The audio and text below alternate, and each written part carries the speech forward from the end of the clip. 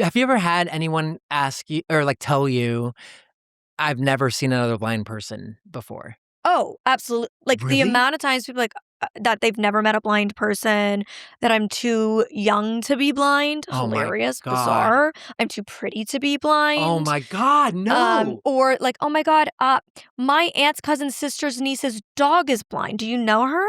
And I'm like, no, like Not the dog. just all the comments, I'm curious, like, what unhinged comments did you get growing up from your peers or from society, either about you or about your family? Um, I mean, oh my God, a plethora. A lot of times, like after my brother's surgeries and stuff, I mean, he was on the short bus, and he would come out of the short bus. So was I. But the thing is, I begged to be on the short bus too. And I would like the days that I was allowed to, I would, be on that lift down with my brother with the biggest smile you've ever seen. But like everyone else thought it was so stupid. To me, I'm like, I'm the coolest kid. I'm like, I got to ride the short bus. So I think I just had a completely different mentality. Hello, and welcome back to this week's episode of What It's Really Like with me, your host, Molly Burke. And today, we've got an exciting one for you. We have Mr. Peet Montzingo. This is a good follow-up. A few weeks ago, we had Jen, Pete's sister, on the pod. So now we're going to get the brother's side of the story. Can't wait to set things straight. Can't wait to spill some tea on Jen. Yeah. Okay. For those who are brand new to the internet and for some reason have not heard of Peet Montzingo, who are you? Well, I like to say I'm an artist and entrepreneur and content creator and musician and author. I pretty much don't know who I am. Oh my God, I feel it to my core. Okay, the classic LA multi-hyphenate issue, right? Like Mm-hmm. the amount of times when I get asked, oh, what do you do? And I never know what to say. And I was talking about this with my fiance a few weeks ago. I was like, if I just say one thing, it doesn't capture the breadth of what I do. Mm-hmm. But if I say multiple things, it sounds like I do none of those things very well, and that's why I have to do multiple. Right. Does that make sense? Yes. And then everyone thinks you're like a scam. Yeah, and you're like this like struggling artist who's like, well, I do a little bit of this and a little bit of that and a little bit of this because I don't do any of it great, so I have to do a bunch of it just to scrape by. And it's like, no, Yes. I'm just a genuine creative, and I feel like when you are a creative through and through, you can't stick to one creative medium. No, Like, we get bored. we get bored. I need my hands in so many pots, and then I burn out, okay? And Mm-hmm. I told Pete, I was like, full disclosure, I am running on like cortisol today. Very little sleep and high level of stress. And that's how we're functioning. And it's because what does my creative ass do? Put my hands in too many pots. Mm-hmm. But that's what we have to do. I can't be stopped. We can't. Yeah, exactly. It's who we are. Speaking of who we are, Peter Montzingo. Oh, please. I have a hard hitter right off the bat. Oh. This one's personal. It comes straight from my Peter John Burke, my father, who we've had on the pod a few weeks ago. If you didn't hear that episode, of course you did. It's the most viewed episode thus far. Check it out. It was such a good conversation, but I'm sure this one will beat it. He was talking to me this morning on a call, and he saw this like hold in my schedule for us to interview, and he's like, why on earth does he spell it P-E-E-T? And I was like, I was wondering the same thing. Give us the background. Why are we P-E-E-T, Montzingo? Oh, this is a great story. So my mom and dad named me Peter because my brother is Andrew. My mom and dad were trying to be biblical in the name. So who knows with Jen where that came from. But they were like, your name is Peter. Obviously, I was just born, was like, okay, bet. And so by the time middle school came around, my mom is like, you have to be careful about how you present yourself to your peers. And Peter is like a really easy name to be made fun of because they can call you Peter the Penis. And I was like, Mom, no one says that today. I've never heard that in my life. You just made that up. She's like, no, it's a thing. And I'm like, she's like, you have to go by P-E-T-E, Pete. And I'm like, no, I hate that. So I'm like a creepy like Uncle Pete, like I hate that name. It creeps me out. So I put my own spin on it, P-E-E-T, just to get my own way. and still like kind of follow the rule. And I just kind of ran with it. And I actually feel like, because I always was going to go back to Peter, but then I felt like Pete ended up being such a core part of my identity in the way that I spelled it. And I love getting asked this question because then I can, tell the story. So that's the only reason. I have so much to unpack there. And it's like, who would have thought that there would be so much to unpack with why is your name spelled this way? That is hilarious. First, Mom, why did we name him something we thought would then get made fun of She and denies have it to to this day. change? She's like, I did not say that. And I'm like, Mom, vivid core memory. You're like, this is trauma. Yeah. Okay, that is so funny. I don't think ever have I ever heard anybody say that, Peter the penis. And also, my dad definitely would have told me if he ever got called that, and he absolutely did not. You should ask him. I'm going to, because I'm going to report back with this answer to him.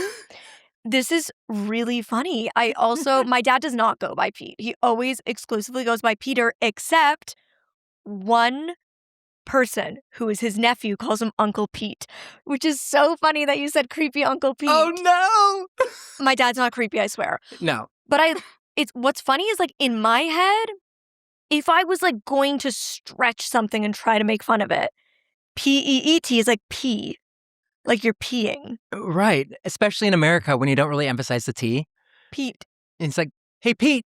Like you don't really hear it, And so I think later in life I was like, oh, well, whatever. I love it. It's your brand now. Yeah, P. It's great. P is your brand. Well, actually, your brand is like quite interesting. You have so much lore. Mm-hmm. I want to start by rolling all the way back to your childhood. So what's very interesting is I grew up the only disabled person in a family of non-disabled people. Mm-hmm. You were the absolute opposite. You grew up an average height, in fact, taller than average height person Mm-hmm. in a family of all little people. Tell me about your childhood. To me, it's just so normal. Like I view people who have average height family members, like that would be so awkward to me. Like I cannot imagine looking up at my parents when they're scolding me. You just love looking down on everyone. Well, I mean, I guess. No, but it's just like a weird, like to me, parents equal look down, or like that's authority. Like the people who are more authoritative in my life are usually shorter, and I feel like that's just always been a subconscious thing for me. And when I'm looking up, I just feel like awkward. If people are the same height as me, I just kind of have always categorized that as like, oh, they're my friends, But anyone who's like a little person, I just automatically, get a little like stiff, like, am I saying the right things? Am I doing the right things? And it's just because I think like my whole family was like that. And so it's just what I correlate it to, I guess. But that being said, like being the youngest in that kind of energy is very interesting as well because like my brother and my dad were sports fanatics and then they were so thrilled to realize that I was average height because I can finally do the thing in the family You that can no one play else the sport. Exactly. So I did every sport in school. Like I'm not even kidding. From wrestling, track and field, cross country. I mean, I did football was the only one I wanted to do, but they wouldn't let me because I've always been like way too skinny. So I was like in baseball, little league for like 8, 9 years. And I just only wanted snack time, Like I was so not into it and I would throw a fit every time. I just wanted to like do music. You were the creative guy and then you're being Yeah. pushed into sport. Exactly. But then I had this weird complex about it because it's like the one thing my dad really wanted to connect with me on. And like it was like we never got there, Well, but it's weird because like you have the privilege to be able to do sports that they don't have, but you don't want to do it, but you feel this like internal pressure that like if I have the privilege they don't, I should do the thing. It reminds me of Troy Bolton from High School Musical. He's like, I can like, get all the things like if I wanted to, but he's like, but where's my heart, And I feel like I could never just like lie about that to myself because I wasn't even that. I mean, I was good at some sports, but like that wasn't going to last if the dopamine wasn't there, Fascinating. Did your family know that you were going to be average height? So my dad's type of dwarfism is called achondroplasia. That's what most people think of when they think of a little person. It's the most common type. It's what my sister has. And a lot of people, like Peter Dinklage has achondroplasia. My mom has pseudo-achondroplasia, which means their proportions are a little bit more proportionate. So my sister has like a little bit bigger of a forehead. Like usually they have bigger heads, and then their limbs are a little unproportionate from, achondroplasia. But my mom's type is just their limbs. Everything else is average. So her face isn't, different in any kind of way than if she were achondroplasia, then it would be. So with her type, it takes 2 years to know if the baby is going to develop that. And then with my dad's type, they can see it in the womb. So they already ruled out I would not have achondroplasia, but then it was still up in the air because I had a 75% chance of being a little person.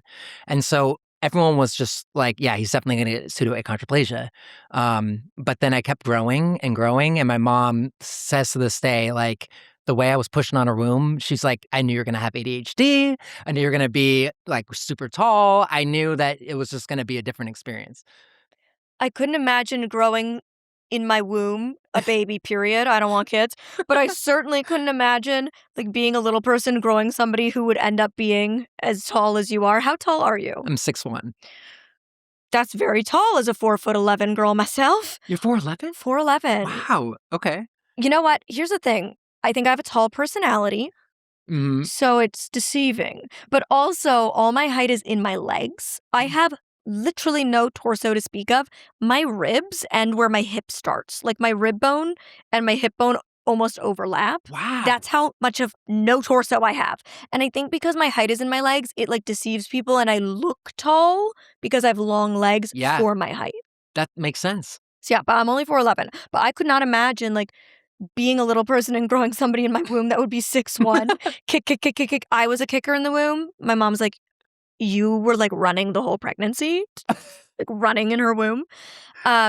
So 75% chance that you would be a little person. Here I am. I had 25% chance that I would have RP, and you got the 25% chance that you wouldn't. I had 25% chance that I would, and here I am. Here you are. Lucky you. You won the lotto. I guess I did. No. I won the negative lotto. You won the positive one.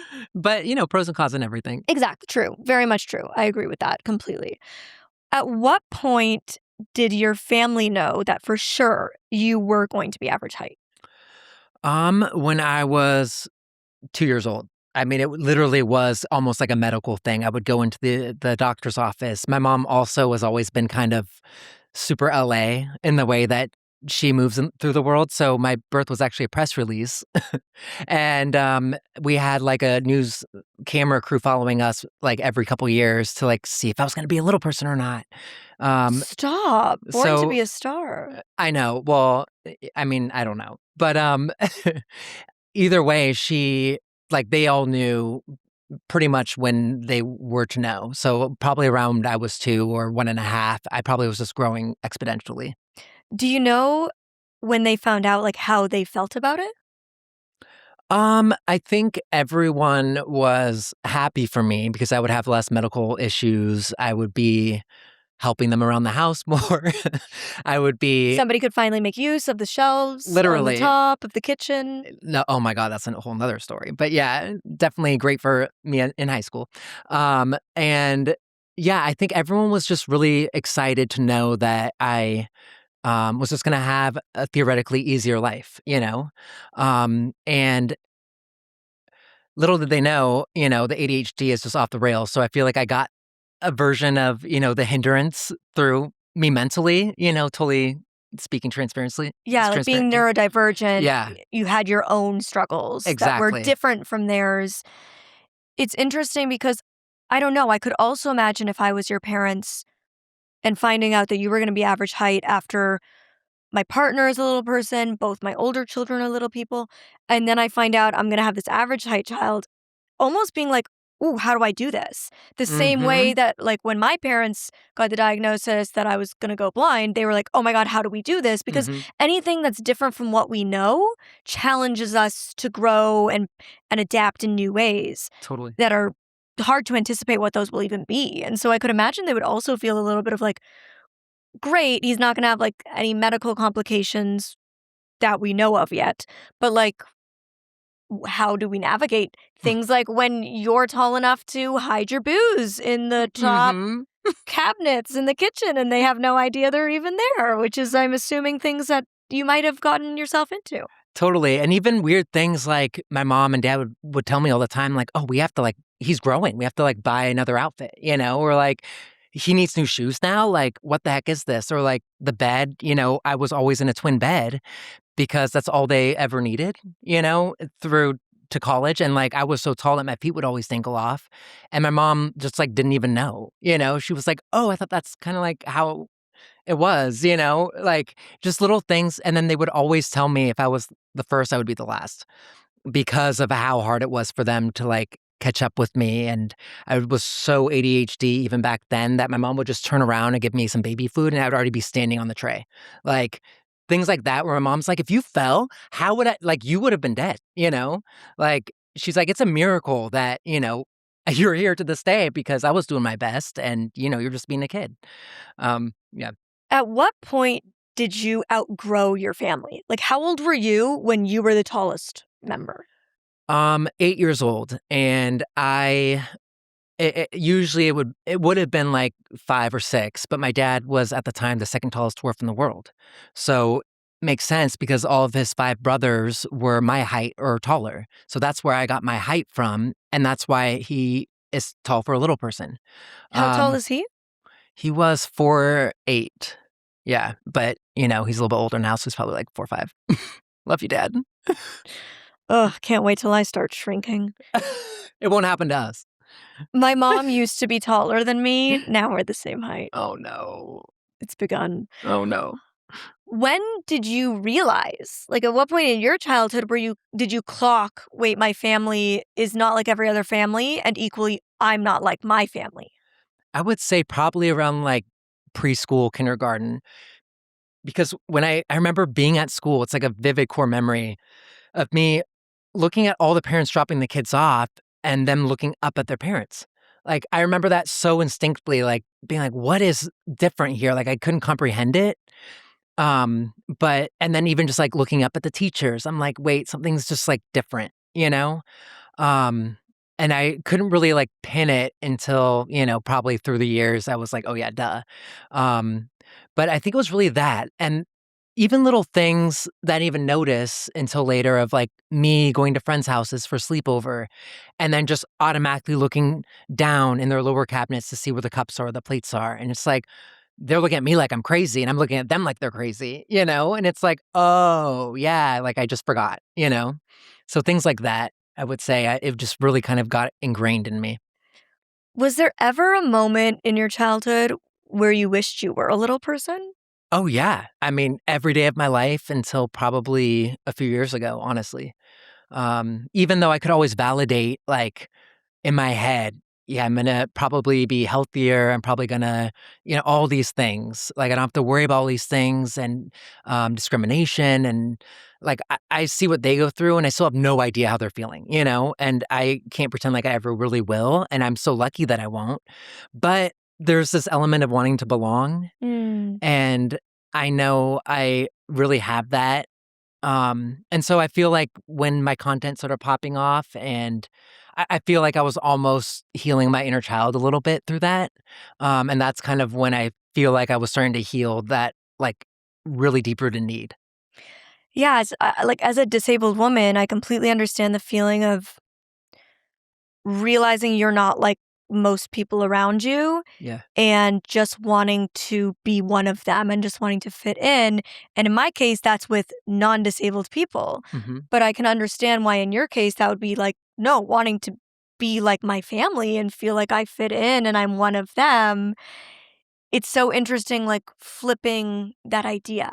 Like I Yeah. was always different because I'm disabled, but you were always different because you're not. Right. And little in like nuanced things of like my brother was always in and out of the hospitals growing up. They called code blue on him a bunch and like dealing with that. But even me as like 4 years old, I'm like, why is my brother getting more attention? When you're a kid, you're just not thinking right. And like, things like that where it's like, oh, I had to like heal that, or like understand it or, like rationalize it in ways. And it's like those little things, like my mom and dad were doing the best that they could and they did amazing. But it's like things in my head that, you just don't know unless you're me, you Mm. know? And so, yeah, it's just so nuanced and interesting, I guess. Like, Well, I it's mean, such a different lived experience than what most people live, which usually is how disabled people feel. yeah, But again, like I completely can see why you would feel that way. And home is where we're supposed to feel like the most accepted and not that your family didn't accept you. They right, absolutely did. right. We can all see that from the content that you make with your family. But it's more like that inner acceptance of feeling like I am a part of this. Yeah, That would be hard to feel when there's this obvious difference between your lived experience every single day and theirs. And so many parts of my life, my family couldn't relate to my blindness, but they'd have to try to figure out how. And in your case, it was probably like they couldn't understand being average height, but they had to try to figure out how and vice versa. right. Exactly. And like, luckily for my mom and my dad, they grew up, in all average height families.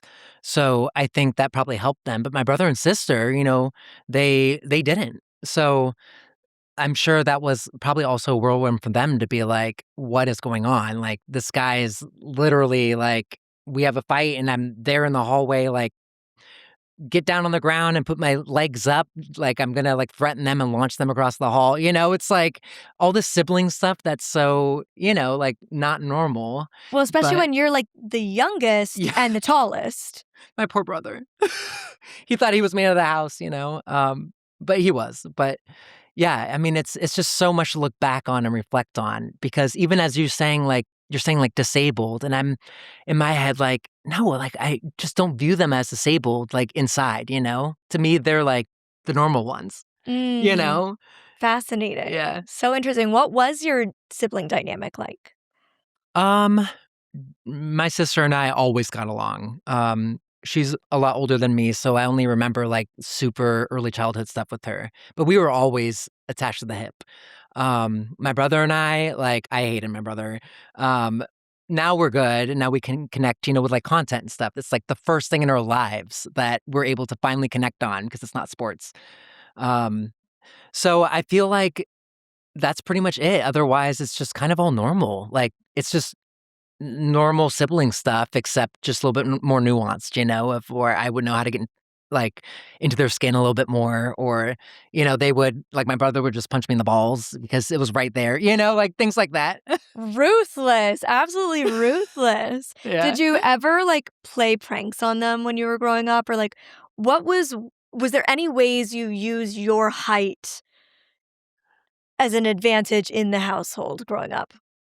Just with the booze. I this is interesting because there was a moment where I remember I had my phone in my hand and my mom was like, "Give me your phone." And I was like, "Wait a minute." Like, I'm not gonna be able to get exactly. Hold I'm it not up gonna here. be able she's not gonna be able to get it. Like, I hold all the power, but I think because of my upbringing, feeling all that extra empathy, feeling, like, really attached to people who can't do something or who have different experience, like, it was just that one moment for me, and then I ended up giving her my phone, but that was really the extent of any, like, height supremacy, whatever that word is, like, in the family, because otherwise it was just me utilizing the top shelves, or, like, hiding things because I felt like that was a little bit better.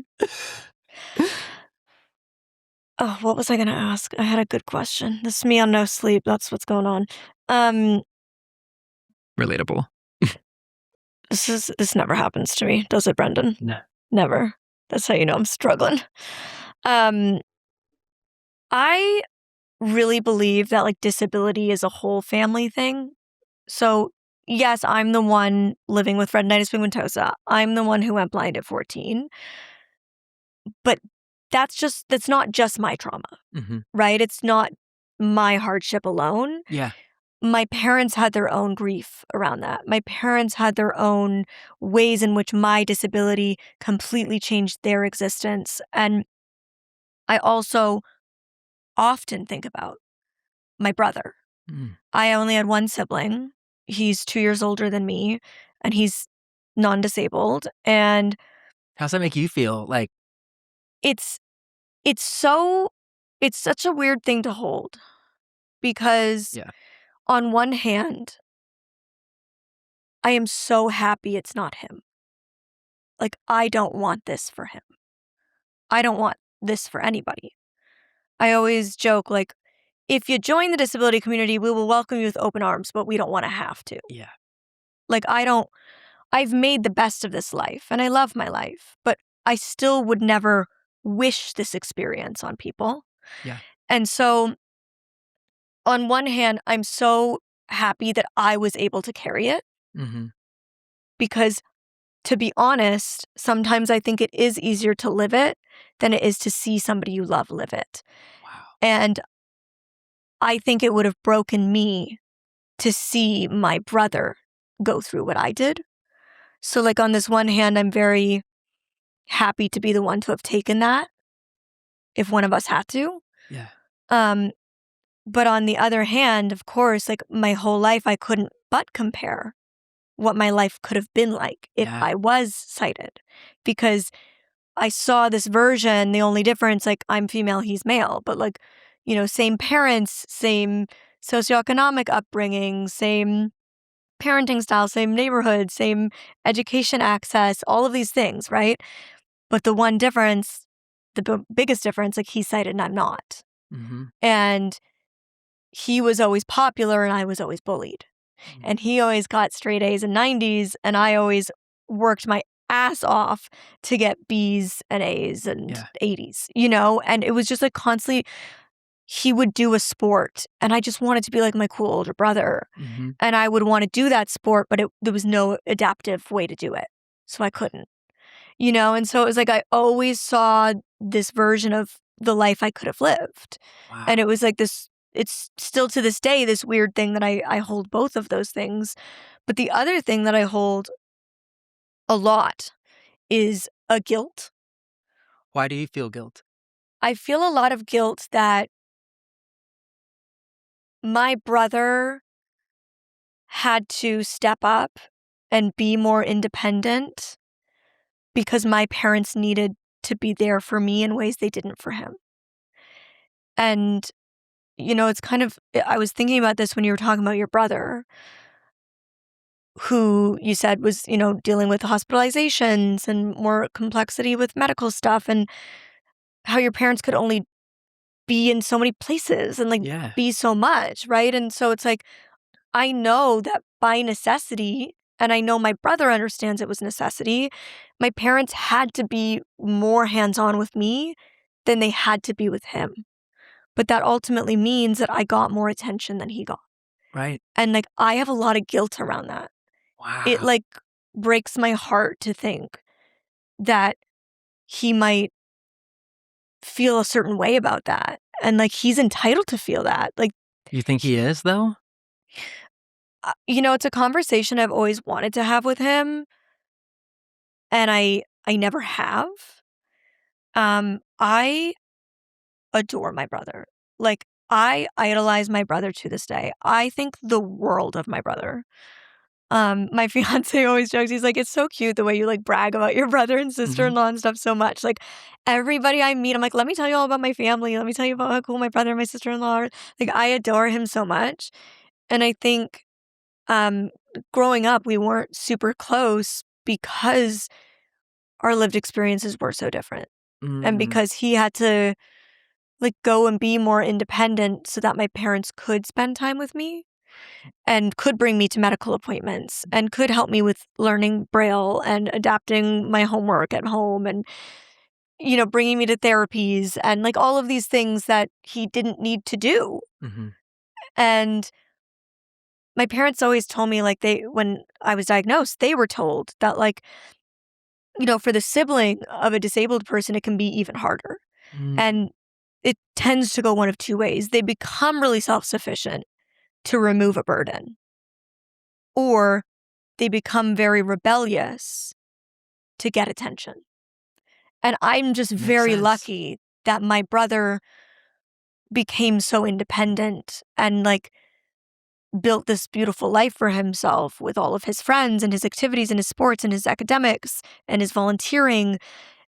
Like, my brother was one of those guys who, like, did it all and did it all really damn well. Wow. And I was always like, man, like, look at him. But I'm sure, and I don't know, I don't want to speak for him, but like, I could imagine that would be its own kind of coping Yeah. mechanism. I mean, I feel like that resonates with me so well. I'm like, as you were talking, I was like kind of tearing up because I mean, I feel like it just kind of hit me in a way. Um, but yeah, I mean, when you said like rebellious and self oh my gosh, I need to sleep more too. The theme of this episode is we're both exhausted. Sleep. We need sleep.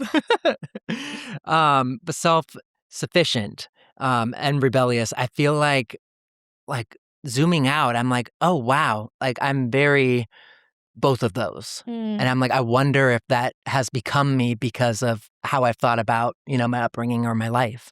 Like, I feel like you just gave me some things to think about tonight, which is like incredible. Things to unpack in therapy. Yeah, I got to just get back in therapy first, but Oh, same. I've been thinking about that lately. Yeah, I feel like I could see a world where people look at the non-disabled person in the family and they're like, well, you've got all the privilege in the family, so you Yeah. don't deserve to feel that. But it's like, that's just not true. well, Like, their lived experience as people with dwarfism did ultimately have a ripple effect and impact your life and your perceptions and your experiences. yeah, I mean, I agree. And I think, I mean, if I just feel like growing up, if anyone were to even think of me as as even part of the family, that would have just been enough.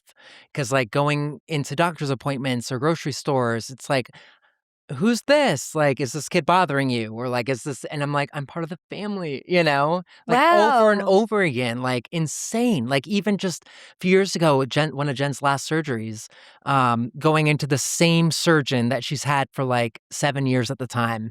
And he's like, and what's your name? And I'm like, and I literally told him eye to eye, I was like, if I were a dwarf, you wouldn't have asked me that question because like it's always living in the back of my head. I'm like, it's my insecurity. It's just interesting to unpack that, I guess. Like, Yeah, that makes sense because I hear those stories a lot from people who have like a biracial child. mm, And they'll go out and people will assume like they're a nanny or they're yeah, babysitting because the child doesn't look just like them. And yeah, it would make sense that you would also experience that.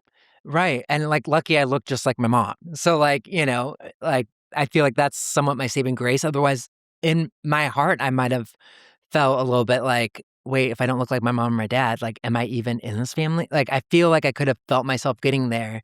So, I think, you know, that was a weird blessing for me.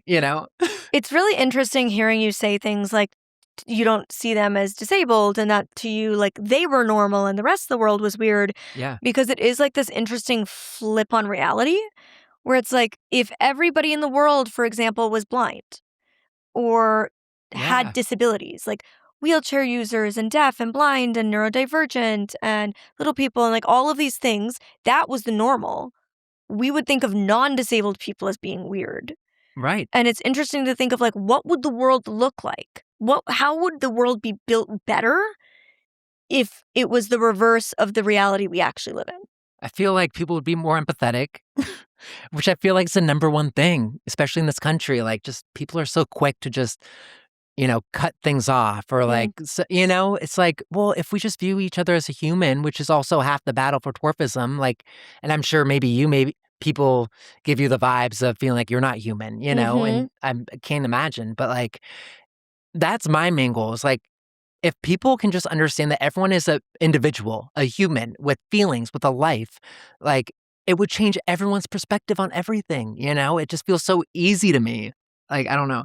You have I have so many disabled friends with kids, and I love thinking about the fact that their child is being born into a world where disability is normal. From the day they're born, they see it. They see, adaptive technology or equipment. They see mobility aids. They see medications. Like these things are normal to them. They see somebody living life in a different way, but it's not different to them. It is actually just the way that thing is done for Yeah. some people. And I think of how cool that is. Like you said, the empathy, the compassion, the understanding, the open-mindedness, the lack of judgment that they must hold then growing up, and the ripple effect that it has on their friends. Like the idea of like their friend comes over. You invite your friends over in preschool or, grade 1 and grade 2 to your house. Yeah. And like they're raised around your family equally. And they're like, this is normal. Pete just has a family that's little. Yeah. And I think that's so cool. And it's unfortunate that majority of people don't have a touch point with disability when they're young in those formative years, where we're kind of instilled these ideas that like disability is weird, disability is different. If you're just raised around it, it's never weird. It's never different. Exactly. It's normal. Have you ever had anyone ask you or like tell you, I've never seen another blind person before? Oh, absolutely. Like the Really? amount of times people that they've never met a blind person, that I'm too young to be blind, Oh my hilarious, God. bizarre. I'm too pretty to be blind. Oh my God, no. Or like, oh my God, my aunt's cousin's sister's niece's dog is blind. Do you know her? And I'm like, no, like Not the dog. just all the comments, I'm curious, like what unhinged comments did you get growing up from your peers or from society, either about you or about your family? I mean, oh my God, a plethora. Um, Luckily I grew up in Seattle, Washington. People a little bit more empathetic up there. A little bit more like just liberal way of thinking in general, like social wise. So I feel like I got lucky in that way. And like my high school, we never had any fights. Like we never had any crazy things like that you see on TV, that's stereotypical. So I think I had a watered down version, thank God. Um, but a lot of times, like after my brother's surgeries and stuff, I mean, he was on the short bus, and he would come out of the short bus. So was I. But the thing is, I begged to be on the short bus too. And I would like the days that I was allowed to, I would, be on that lift down with my brother with the biggest smile you've ever seen. But like everyone else thought it was so stupid. To me, I'm like, I'm the coolest kid, I'm like, I got to ride the short bus. So I think I just had a completely different mentality. Completely. And I thought things were cool that weren't cool to other people, which I think kind of, reflects in what I'm doing now. Mm. And I think with my brother and sister, like at one point my sister got thrown in a garbage can, might have been my brother, and got rolled down, and that's like more typical just in the school system for little people. But it was like not as typical in Seattle. And the fact that it still happened just spoke volumes, I guess. And like people telling me, no, we can say midget, and like midget is derogatory. It's like the M word, like you just Yes. don't say it. And then people trying to educate me, like thinking that they know better. It was just so weird. And like same comments as you of like, oh, like I met a dwarf once and da da da. And like the irony though is like really all little people do know each other. So I know, like and I say that too it's about like, like damn it's like yeah, most of us do actually know. Like my go-to bit is like, we don't all know each other. It's not like a secret club, but tell me their name because I probably do. Yeah, because Like Loki is kind of a secret Loki, club. it is. It's a small community. Okay. But yeah, and the funny part is like a lot of my biggest friendships come from the Aversite siblings of dwarf families because You have they shared understanding. it's just all the nuances of like, oh my God, did you see that little person like cross the street? And like we have a fear of seeing little people sometimes because we just don't want them to feel judged. We want to make sure we do it the right way because we feel semi-responsible for being like the good guys. Like things like that, to where it's just it's so nice to have like these people in your life because they help you through life, And like looking now, like I have one really good friend. His name is his name is oh my gosh, I can't stop being ADHD. His name is Ethan, and he lives in Salt Lake, and he has a whole Aversite family. And I talk to him all the time about like, do you find it weird yet?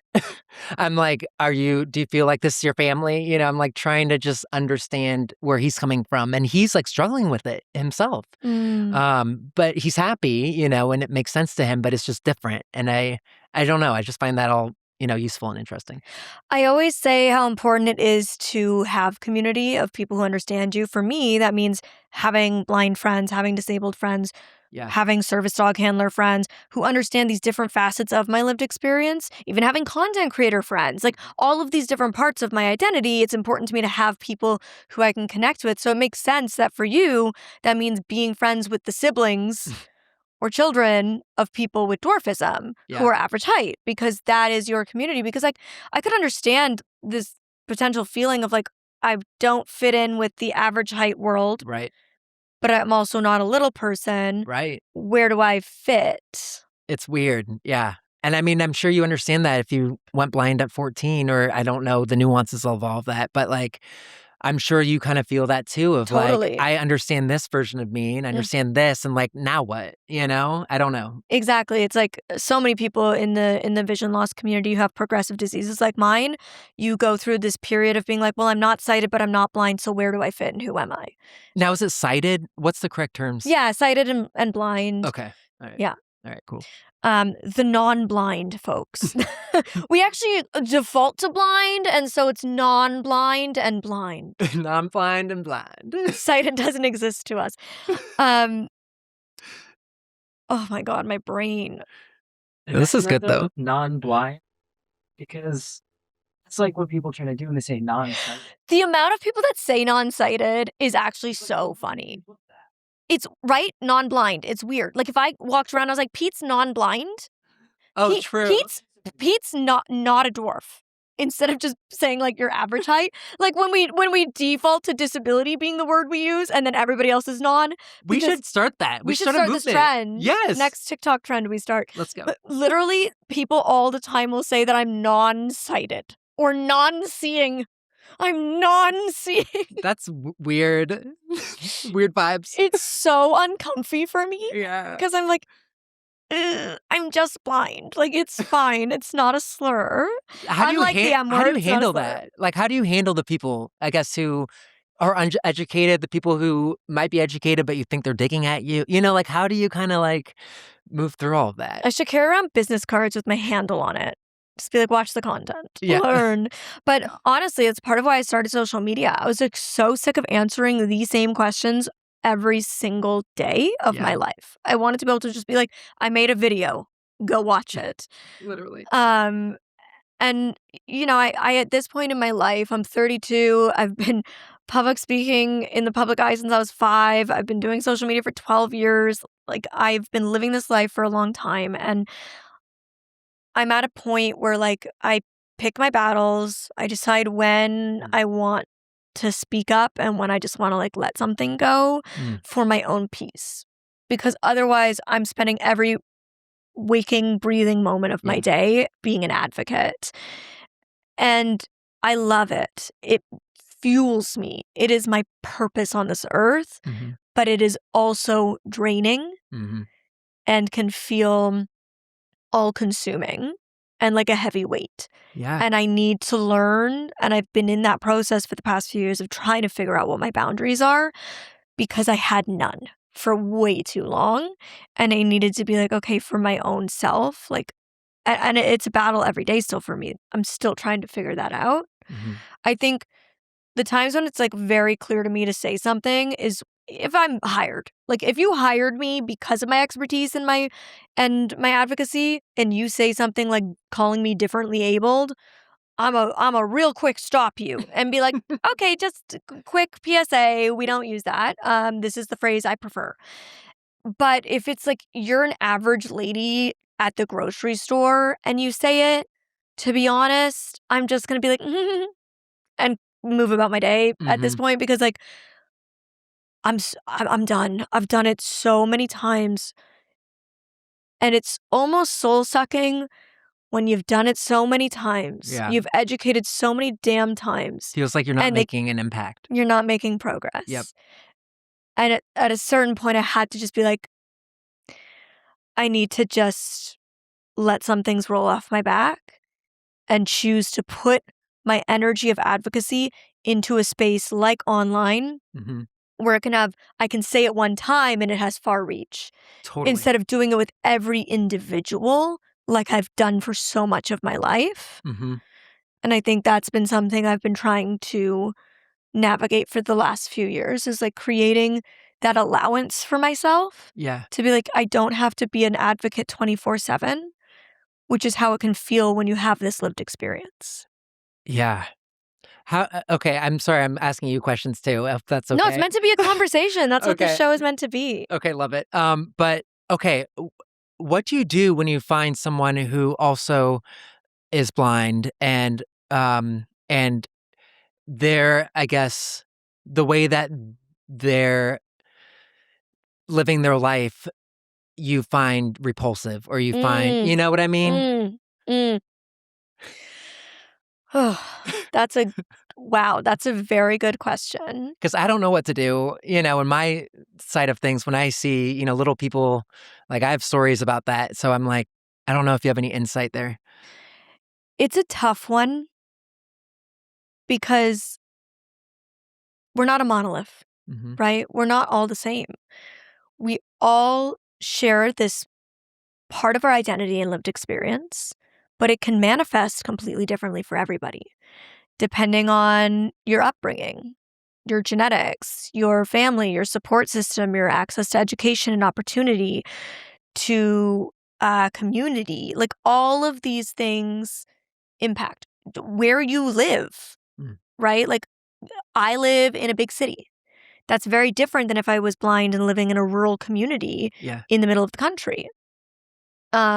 So I try to be very aware of my privilege.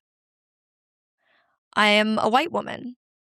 I am uh, cisgendered. I'm straight. I'm like all of these things are privileges that maybe my black gay friend who's blind Hmm. doesn't have. Right. Or the fact that I grew up, upper middle class with two parents who stayed married and a stay-at-home mom. Mm. Like that holds its own privileges. Hmm. And so I try to like always think about the full spectrum of lived experience. And where it gets difficult is that there's so little representation. And so we as a community want the representation we do have to represent our beliefs and ideologies Yeah. naturally. And I was the first blind content creator to become really successful in the social media space, Mhm. which was incredible, and I'm incredibly grateful.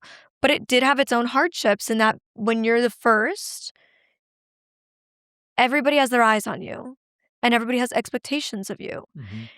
And all I ever wanted to do with my work was uplift my community Yeah. and make them proud.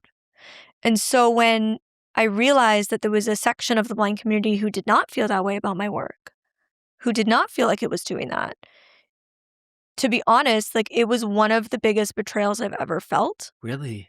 I went to a lot of therapy, Wow. um, a lot of therapy for that. I wrote about it in my memoir, Unseen, how hard that was. But I had to come to that realization that I can't represent all blind people Yeah. because I'm just Molly with one lived experience and all of these things that have informed that lived experience and my identity today. And I can only represent those who see themselves in me, Mhm. and I'm proud to be that person for them. Well said. And if I can't be that for you, I hope you find somebody else who can. Mhm. And it's only been years later, now that there's a lot more representation of blindness, where I do see content creators who are blind who very much don't represent my beliefs Mhm. and who do not represent my ideology. And I'll be honest, it pisses me off and Yeah. it frustrates me when I see them promoting something that I feel the opposite about. But it gave me an even deeper understanding of those in the community who feel that way about me. Mm. And so all I can do is say that my advocacy work is informed by my lived experience, is informed by my the community of disabled people I have around me is informed by an understanding of the disability rights movement and disability justice. And that is the lens I come at my advocacy from. Mm. I try not to advocate as Molly the individual. I try to understand the nuance and the spectrum of disability and advocate from a place of the human rights movement as a whole and not from Molly's perspective. Mm. So sometimes when I see people advocating from a singular perspective and not from the entire perspective, I'm like, ooh, cringe. No, oh, I Yep. hate that. But also I have to be able to be like, surrender, live and let live. Like, you're entitled to that.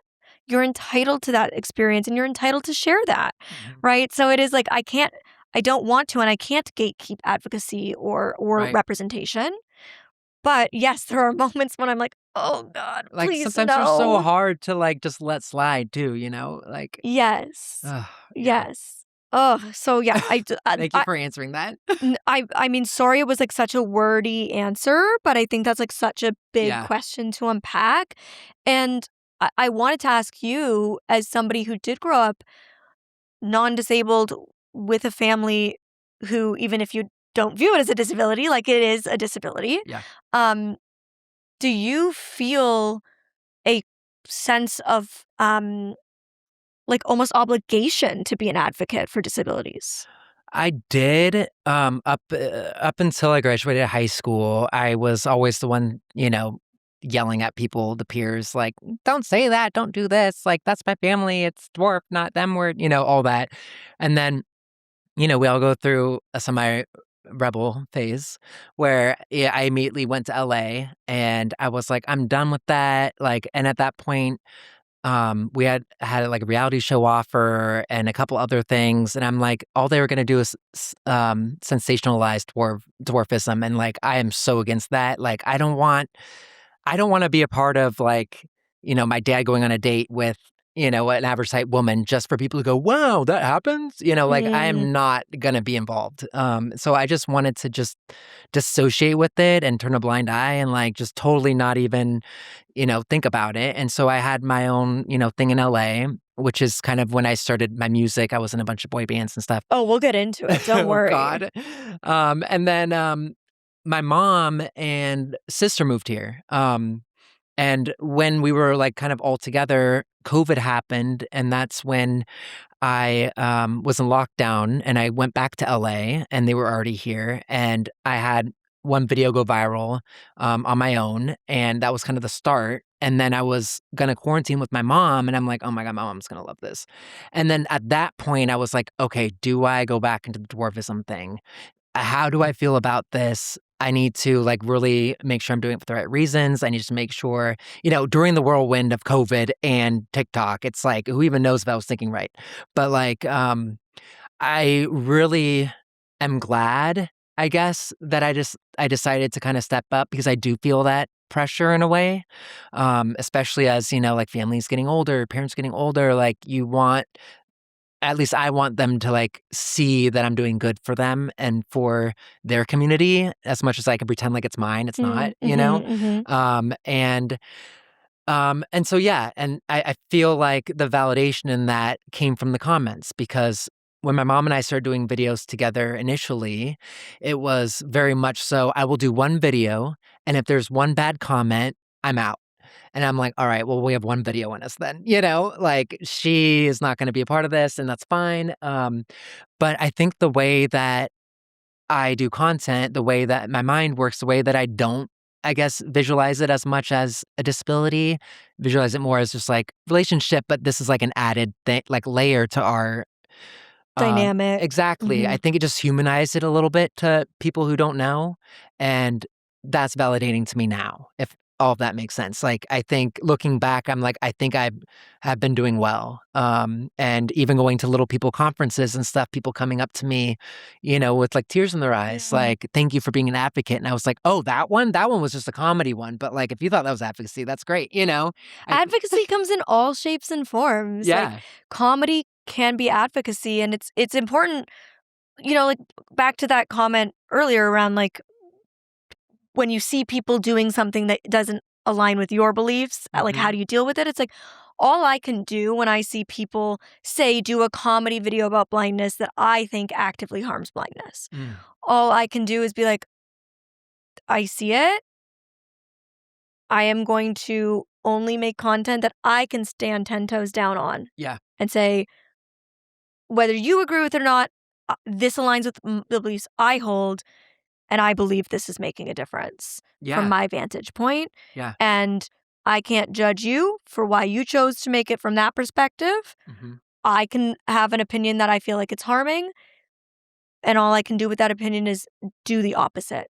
Right. And like find ways to be like, oh, okay, how can I demonstrate that you can make comedy about blindness that isn't making blindness the butt of the joke or the degrading thing, right? So I think advocacy doesn't have to be serious. It doesn't have to be heavy. And in fact, I'd argue that the best form of advocacy is entertainment, which is why I came to social media. Because I was like, how can I make videos that entertain people? And I remember when I made a pivot in my content at one point, like earlier in my career, where I started doing like some fashion hauls and some hair transformations. And I got some flack from disabled people being like, this has nothing to do with disability. And it was like, yeah, that's the point. The point is I'm a whole human outside of my disability. And I can sit and make videos about disability and preach that I'm the same as you and deserve to be treated as such. Or I can demonstrate that I'm the same as you and deserve to be treated as such. And demonstrating it is still advocacy. It's just subtle entertainment advocacy. And the reality is most people learn better when they don't think they're learning. Exactly. So never like put yourself down and be like, oh, that wasn't advocacy, it was just a joke. Like, that's valid. That's valid. But it's scary advocacy. when you're talking to, a little person and you're the one who's like, they think the you're external. It's just so, it's weird because it's like, I'm helping you, but it's also helping me, but you're thinking I'm helping the community. Like, it's so confusing. Right, because you feel like you're in the community, but ultimately you are on the fringe of it. And so it's like this weird touch point. I wasn't allowed to do anything at Little People conferences. I could only play bocce. That was get in the corner and sit down. Literally, I was hanging in elevators, They're like, can you hit the button? That was your job. You're like, I'll grab stuff. I truly can tell you, like, I personally believe we deeply need our non-disabled allies because at the end of the day, you do still hold privileges we don't have. So we need you to open the doors that we can't yet open so that we can walk through them. And eventually we can finally hold them open for those, behind us.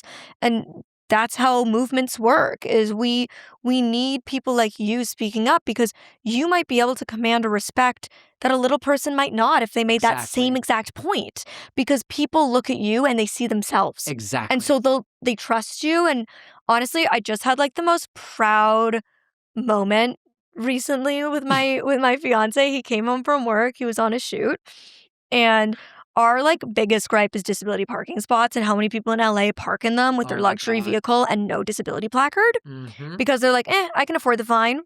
And it just like drives me insane. And he went to a shoot and there was a car, the like truck for equipment was in the disability spot. And he was like, yo, this is in the disability spot. And they were like, oh yeah, the parking attendant said it was fine. And he was like, but it's not because it's illegal. So we need to move it right now. I love it. And I was like, yes. And like the way that he could get away with saying that to them and they did it in a way that a disabled person might not be able to even feel safe or comfortable saying it. Because we're just like, they don't view them as humans. We're othered. We are literally othered our whole lives. And I always have this like weird tug of war in my soul where it's like, I just want the non-disabled people to like me. I just want the non-disabled people to accept me. And like, majority of my friends are disabled, and I love that. I love that I have such an incredible community. Majority of my followers are disabled or disabled adjacent. They have a loved one who's disabled. They work with disabled people. But it's like the way my soul still like yearns to just feel loved and accepted by non-disabled people because I felt so othered my whole life.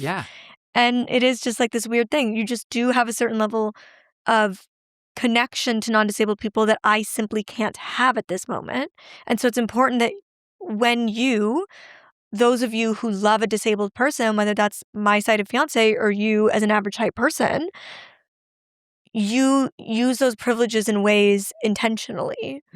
But also understand that like we appreciate it, but you also don't have to like carry that 24/7 either. Right. The Right. same way I don't have to carry it 24/7.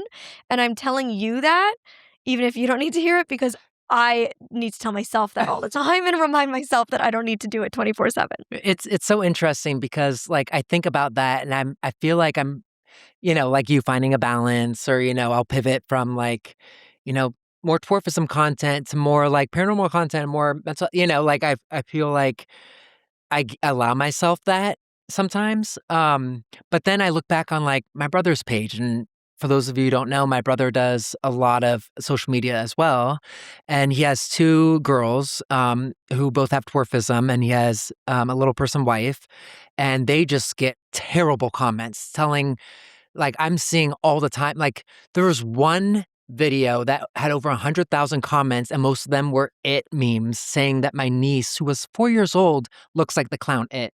And I found one of these haters. I found his address. He was 14. I didn't give a fuck. Sorry. I'm already getting heated. I'm heated. I'm heated listening. This is insane. I found his address, his school, his friends, his family, and I mailed him a nice little gift in the mail. And I found Turd in the alley next to my office, and I put in a nice little package with his head printed out.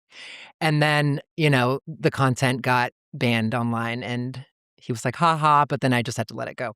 Anyways, it's so hard to like, stay in your balance when you're so passionate about something. So where, especially if it involves my nieces, like, Yeah, I mean, that's like, we all should collectively agree as a society that you don't talk shit about children.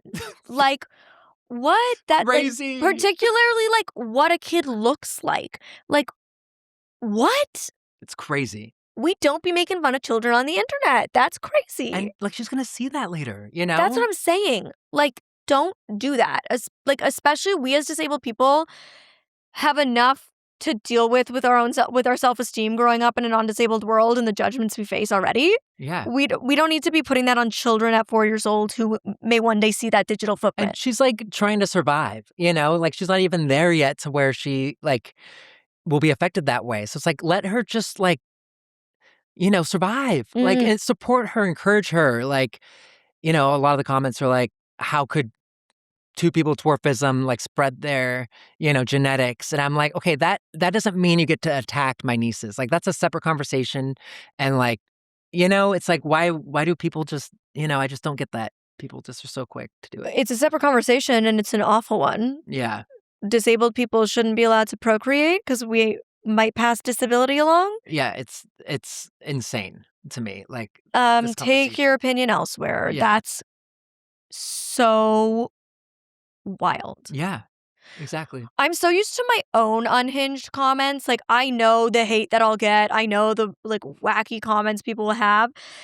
And it still like shocks me when I hear other disability related comments that people get. And I'm like, what? Like, I know which ones I'll get, so I'm prepared. But like hearing that kind of stuff just pisses me off. Like, imagine scrolling and seeing your niece on some spam account that has 100K likes plus, and then it's just your niece turning into the Hulk. Like I'm like, there's got to be some law around this, or there's got to be like something, because otherwise I'm gonna like go into full psychosis. That's so crazy. I want to know, because for me as a disabled person in public, I feel like I either get a lot of attention or ignored.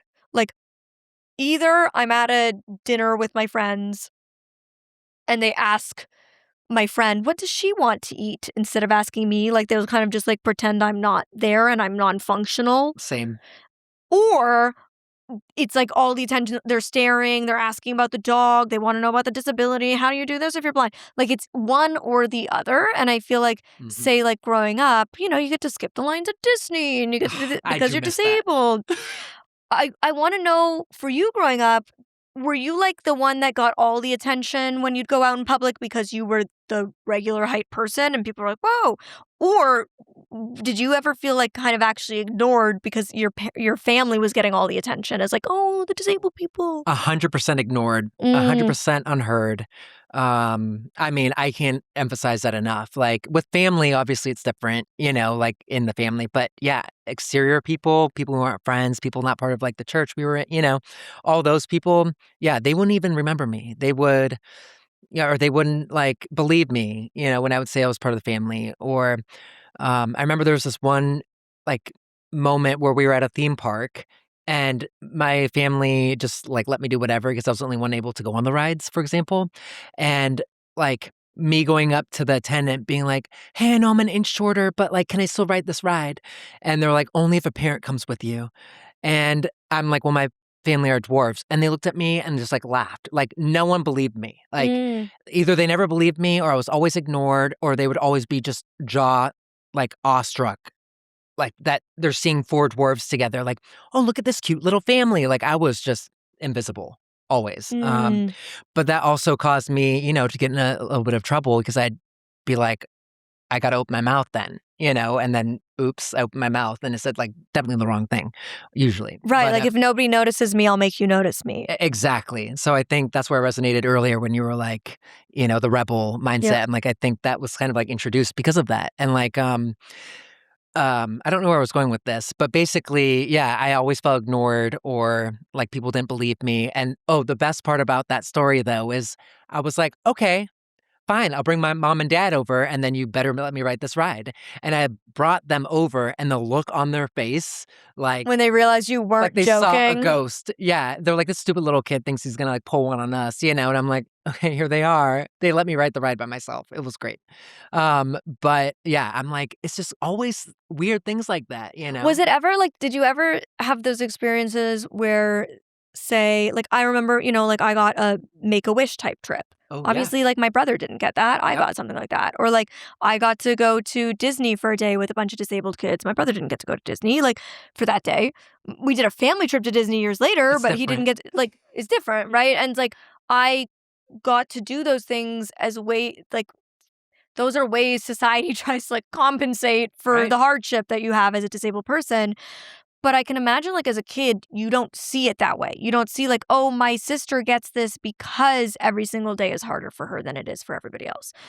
Was it ever like your brother Andrew and your sister Jen, like, got like presents from people and you didn't, or got like people being like, oh, you little girl, let me give you this thing, or you get to do this thing. And then you're just like, they're like, hello. Oh god, yeah, all the time. At one specific point, my brother, we had to like call 911 because he was leaving Children's Hospital or something, but then something happened in the street. I don't remember. I was so young. And then I remember the firefighters came, gave him a bear, and then gave my sister a little stuffed animal bear. And I'm like, well, where's mine? It's like Jen didn't fall or she didn't have the thing happen, but she still got it because they just probably were like, give them to the kids. But it's like, what about me? Mm. Like, I want the bear more than both of them. Like, my brother doesn't even like stuffed animals. Yeah, you're like, Like I'm the baby. yeah, I'm like, I'm the youngest, like, give me the most attention. But, it's like, it's part of it. And, yeah, there was when my brother was in the hospital all the time, he would get, like, athletes to come visit him. Like, at one Hmm. point, he got, like, Shaq, coming to visit him and then, like, his favorite Mariners player and then favorite Yankees player. And I didn't care about the players because I'm like, I don't even know who they were. But I'm like, but, like, that could have been Barney, or, like, Hmm. that could have been, I'm like, You're "This like, isn't oh fair." man, I would have gotten the cooler people to come if it was me. Yeah, or, like, at least I could be a part of this in a way, but it wasn't about me, like, Yeah. obviously, looking back, I'm like, that's embarrassing to even admit, but No, it's not. Like, that's human. That's yeah. human and it's normal. And you're a child who doesn't understand. And that's why I ask these things because these are things that I reflect on and think about in retrospect as an adult But I who can never understand blamed that. but I never blamed my brother and sister, like, like, I never was like, "Oh, like, it's because of them." It would always come back to me of, like, how can I like somehow equal their size or their attention? How can I somehow like what if I were a dwarf? What if I wear this instead and it's bright colors and then they like see me, it was Mm, always back to me and I never had any animosity towards them, even to this day. that's good to hear. So I don't know. I'm sure you feel like your brother doesn't have any with you, but I don't know. Maybe that gives Yeah, I don't, like, I don't, he certainly doesn't make me feel he does. good. But, like, I hold that little, like, pang in my heart, Yeah. being like, oh, I know I'm sorry. Like, I don't know. It's just, It's a lot. again, like, disability impacts everyone around it. That's the reality. Do you think that those kind of experiences in your formative years is in part what drove you to want to like seek the limelight and be in the public eye and be a performer. 100%. I have always had my eyes focused on I'm moving, like when I was 5. I'm going to LA when I turn 18. Literally, You I too? said when I was 5 years old Shut that I was going to up. move to LA to be an actress. Oh my God, then we're the same. And at 18, I came for the first time ever. Yep. And 18 or 19, and when my feet hit the soil here, I was like, this is my home. Same. I didn't even miss home. I was like, oh yeah, I had friends back at home. Like my whole life was waiting for this. And I think it was because of that. Like, I'm like, if I just am in control of it, then I can make it happen for myself to prove to myself. You know, it's like one of those. I have to admit to you, I have seen your X Factor audition. No! Oh no! Why? Tell me about your X Factor. I was shook when that popped up. Like, it was probably like 6 months ago or something. And I was probably like looking up Jen. And like my algorithm was just like, Peach is related to Jen. Yeah. Because no offense, I'm one of the people who's like, Jen's my girl. You know, I'm following Jen before I follow Pete. As you should. As I should. My girl, my disabled sister. So I was like looking up something, and the algorithm was like, oh, by the way, Pete is related to Jen. And so you popped up and it was your X Factor audition. And I was like, this cannot be the Peet Montzingo I know. It's under wraps. This cannot be the guy I run into at work events. And sure enough, I click on it. Oh, there no, you shimmy. There you are. Give me the lowdown on your... Look, listen, I get it. When you're trying to make it in this industry, Pete, you gotta claw, you gotta do it all, and sometimes with shame. Okay, so tell me all about your X Factor experience, because I love that show. I watched it all the time. Oh my God.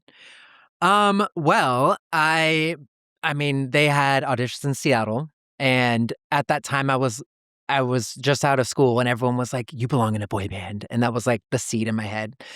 And then I was like, oh, Simon Cowell. And then like X Factor UK, like One Direction, you know? So I was like, this is my path. You know, I feel like people like us just know our path and we're going towards it. Then when things switch up, you're like, oh yeah, I made that up. But like, you know, and then you kind of roll with whatever. But like, that was one of those. I'm like, okay, X Factor's coming to Seattle. I have to audition. Okay, Mom, you have to come to auditions with me. But they didn't allow people. But I looked younger, so I was like, I'm under 18. So they let my mom come, and I was like, okay, we're gonna use Dwarf Card. Like, my mom and I are very much like business savvy in that way, like how to get, you know, use what you got. Exactly. I mean, yeah, exactly. The LA mindset, and so it ended up working. And then I for sure thought this was like the start of, you know, my career in some way. The only thing that it led me to, because I'm not going to talk about the audition.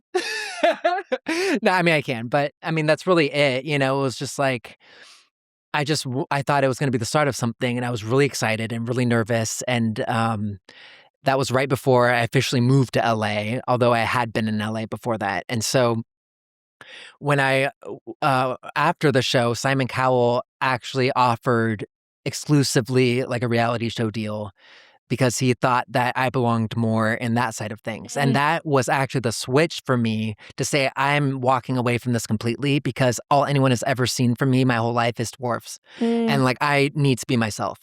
And so that's when I started the next venture. But like, you know, that was a big pivotal moment for me, because I was like, I could have whatever that was, even if it was just like a pilot and never got, you know, to market, like at least it was something that I could have gone on to. And then I just, you know, decided like, no, it's going to ruin my acting career. Cause at the time, like things weren't blended as they were now, you know? So I just had my rationale behind it. And I don't know, I think it was a pivotal part of my journey, because I had to go through I'm leaving to be able to like come back from a healthy perspective. What was Simon Cowell like? An asshole. Really? It's before he had kids. Yeah. Oh, okay, yeah, because he got really nice after the kid. I know. Yeah, he was. Okay, so you knew him in his asshole era. Yeah. Like, so it's not like a TV act. Like, he was actually like that off TV. Yeah. I mean, off TV, he was definitely a little bit nicer. I mean, you could tell he was like playing up a shtick. There's a persona. Yeah. Yeah, but like deep down, it's like, well, these are his business decisions, though, and he's just a little bit more hard about them on TV, you know? So obviously with the X Factor audition, like singing is something you've always been passionate about. I've seen you make music videos over the years. Your stuff is really fun. You have a great voice, really Thank good you. energy. I love your style and vibe. You've been in boy bands, which I want to hear about, and you Yeah. also have a new song coming out, and I want to hear about that. Yeah, so I was in boy bands for 8 years, touring literally until COVID. And then when this new career accidentally happened, I was like, all right, I guess I'm doing this now. And my plan was always to pivot back towards music, but the label I was with at the time was starting to like use me. So then I was like, all right, music is so toxic, but then learn this industry is just as toxic. So it was like, what's keeping me? So now I'm kind of going back as a solo artist and trying to explore that realm. But I do have a new song coming out, and I wrote it for my mom for Mother's Day, and it's Oh. called "And the Room Goes Quiet," and it's about basically my mom always feeling the insecurity that people are looking at her Mhm. and judging her, and she's always kind of has had this of like, oh, you see that look, or you like, she just always wants like you know, like the average type people to just not see her that way or to just like Mhm. be totally normal, you know, just regular. And so this song is about how I think that they actually connect with her, not because they're staring at her, but because the room's going quiet because she makes such a presence with her personality. So that's what the song's about. And so Stop. I got an orchestra for Mother's Day and I didn't tell her. And she walked in and they were all playing the song orchestra version. And she was like crying. It was like beautiful. And that was my time to tell her that I actually it's a single. Like, and the cover art is me and her dancing at Little People of America, the same height, and just totally in bliss. And I'm like, this is what people love about you. And that's what I love about you. And you should, remember that. Okay, this is the anthem for the disabled folks. All the disabled folks need to go listen to the song. I need to listen to the song. Like, my heart. Because the feeling your mom has is unfortunately a feeling many of us with disabilities carry every day. Mm. You know, that just feeling of like being stared at everywhere we go and feeling different, like we don't fit in and what are people thinking? And Yeah. so I feel like that is not just a song to heal your mother, but it's a song for all of us I who never feel thought that. about that. That's wow. Okay, I have to show like Jen. Yes. We got to do you should do like a fun little TikTok trend encouraging like different disabled people to do like a thing to it. That's so good. Yes. Yes. I love that. We'll ideate. I'm inspired. Yep. TBD, we'll ideate on that one. What was life like touring in a boy band? What was boy bandhood like? Did you have the screaming girls at your hotel rooms? What was boy band life like? I want to know the deets. So, I mean, we weren't like famous, but we did open for groups like Westlife, Boyzone. We were going to start a Jason Derulo tour, leg of the tour when COVID started, but instead everyone went home. So we were starting to feel that always on the road. We were in South Africa, Europe. I mean, we went to Gran Canaria, Spain. We traveled everywhere, and it was incredible. We performed for in arenas like the O2 Arena and Manchester Arena, and Incredible. like I loved the most not the screaming girls, even though my bandmates did. They were always like, I'm away for a second, and then they would come back, and I'm like, oh god, Mhm. like that stuff. So I'm like, this is gonna be dangerous if we're ever famous because like they just, were really horny. Just to put it out there. But like what I really loved, and I think like the root of it was just the camaraderie. Like I've always been searching for a family to belong into, and I think that's why I Mm. always went to boy band is because these are my brothers. We're all like, we all complement each other and like our looks. Like I'm the nerdy one, you're the smart. Like it just makes sense.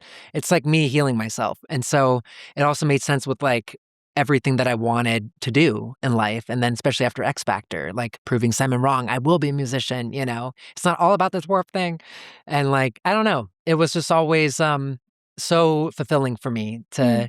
to be just with the boys.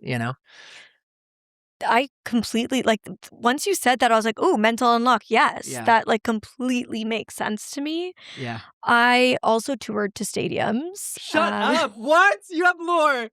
So I get the feeling of, like, being in front of, like, 20,000 screaming, and it's a high you'll never feel. Like, nothing hits like the high of putting that head mic on, that Britney Spears Oh, mic. we never had those. Oh, I got the Britney Spears mic. That's And so cool. walking out to that stadium of screaming people and the lights hit you, and it's just like you lock in a way that you will never lock into anything else in your life, because the amount of pressure that is on to live perform with no mistakes to that many people, it's like your body just has to lock in. Well, we had playback, thank God. Oh, I was a speaker. I was doing Yeah. speeches, and I don't get a teleprompter. So I'm up there just pray God that script is in my head. And like, but it's just you just like, oh my God. It's, to me, I don't know if you feel like this as a performer, but like, as I love making content and I'm never gonna stop making content. I mean, I don't think I will. We'll see. Got a long We'll life see. ahead. We'll see. But I don't plan to anyway. But what, like, for me, being on stage, nothing hits like that. Like, when I step on a stage, I feel the most myself. Wow. I feel the most, simultaneously the most alive, and yet the most at peace. And it's such a, like, weird feeling. And as much as touring the way that I did, and the way that I'm sure yours was a very similar kind of lifestyle, it's not glamorous. It's lonely. It's awful. It's really freaking hard. Yeah. And it's unless you're the One Direction boy band, or unless you're Tony Robbins, it's not a glamorous experience touring like that. And so I don't know that I would, like, go back to living that life again at that level. Same. But there is, like, that little part of me that's like, ooh, but if I could step on that stage again, though, I would. Because that is, like, this just, like... I get that. It was more about the support for me. Like, when we have our own business, we are the last person checking the box, so it's up to us. But when you have, like, tour managers and label heads and All the A&R, support. and like, they're, you're an opening act, so they, like, already paid the engineer to, like, up your bass, like, they're dealing with all the crap that, like, we have to deal with in the digital side, like, today, Mhm. it's like, I just miss that. I miss, like, The being a puppet team, on the the string. community. Yeah. Mhm. Honestly, but, like, Yeah, the you're like, same- I just want to be the dance monkey again. literally. And then, I felt that on stage too, but only with the boys. So, like, now I feel like I'm at the point now where I have to find how I can feel that with myself. What role did you play in the boy band? Like, what you said, the nerdy one, smart one. Like, which one were Which you? boy band? And okay, give me all of it. Give me the God. breakdown, and Oh, God. also, I need to know. Did you do, like, the boy band dances? Yeah. Oh my God, stop! We did the points, we did the leg work, Oh but my God, stop! 5, 6, 7, 8. we had You did the whole bit. we had the personal trainer twice a week. We had the nutritionist to make sure. I mean, we had all that crap, and it was so fun for me. Because I just felt like, I'm just in a thing. But with the boy band, we had the boy band moves. Like, the first one was definitely trying to be like the wanted One Direction vibes. It was called Zero Gravity. The next one was, like, more adult. It was Euphoria. U4IA. It was, like, so cool. So we thought. And then from there it was, like, guy-girl groups, a lot of, like, mini boy bands, because I was just trying to, like, make sure my time wasn't up before I aged out. And then I ended up lying about my age in the last boy band. So I got a vertical ID illegally, and I convinced everyone that I was their age. And I was closer to the age of the parents, and then they found out and then didn't feel comfortable with me with their kids. There's so much lore. We need another session. Oh my God, that's actually hilarious. You And I was, were like, creepy crying. Uncle Pete. I was. You were I creepy Uncle manifested. Pete. No. But I looked younger than all of them, so whatever. Oh my God, tell me your secrets. Genetics and Botox. I was gonna say, and Botox. Don't be lying. Don't And be... filler. And Korea. I'd go to Korea and do all the things. Oh, hook a sister up. My God. You got all the tea. You got all the I'm tea. sweating. Love Should I have said that. all of this? How do you get into boy bands? Like, is there, like, a casting call? It was a national casting call, the last one, where I was, like, touring. there was someone, each member was from a different part of the United States. And so we all ended up moving to Nashville for like a couple years. What about the others? Is you just like find people online? You're like, hey, we all are cute guys that like singing. Like, how does that Oh, happen? everything was put together. It was Everything's all orchestrated. manufactured. Okay, Yeah. Yeah. that Simon It's Cowell vibe. I know. I really love Simon Cowell, I guess.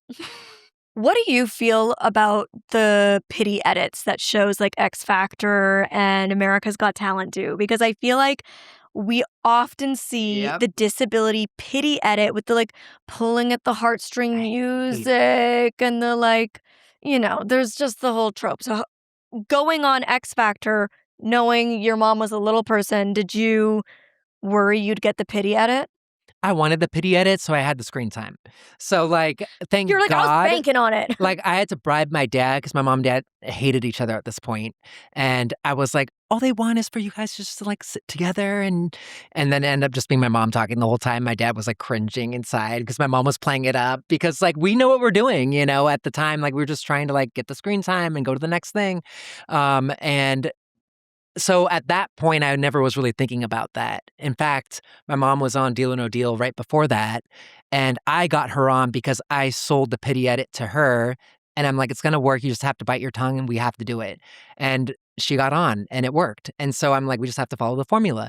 And, now though, looking back, like, I super cringe because, it's dehumanizing. It's Yes. everything that I am not Advocate standing against. exactly, but, like, when you're, like, 18 to 20, like, you're not thinking about more about yourself?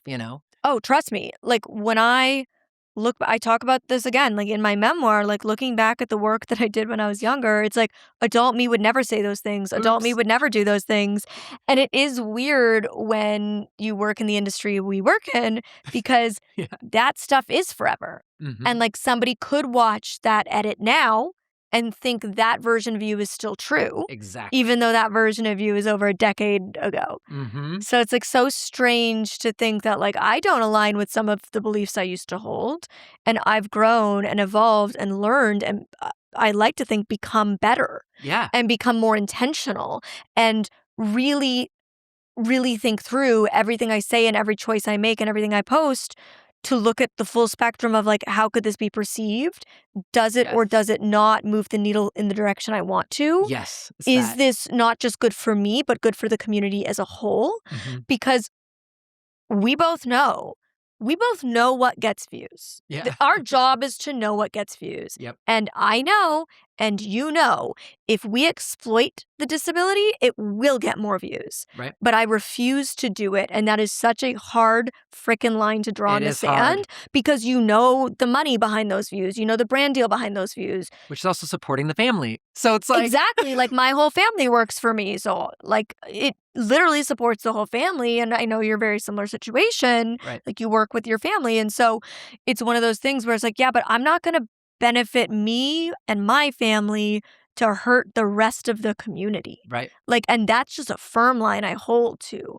And so sometimes, like, I'll think of an idea when I'm like, objectively, that's a fire idea. That would do real well, but I'm not going to make it. I'm not going to post Mhm. it.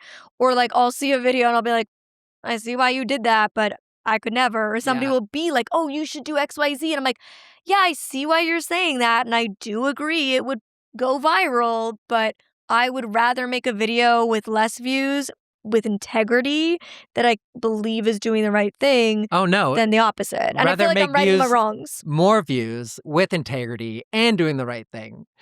That's the magic secret. And that's the hardest Yeah, nut to crack. exactly. Finding that middle ground of doing all of it. Yeah. But I have to say, like, watching your content, like, I feel like you really do a really good job at that. Like, because we have a different lens when we view content? So, like, when I'm seeing some of your stuff, I'm like, oh, that was good? Or like, so I don't know. I just Thank you. appreciate how intellectual you are, I guess, is what I'm trying to say, like, with all of that. And it feels like you're meant to be doing something like this? Like, it feels like, um, and I don't know your backstory, but, other than what I know today and what I've known before, but I don't know. I feel like it's just doing really good work.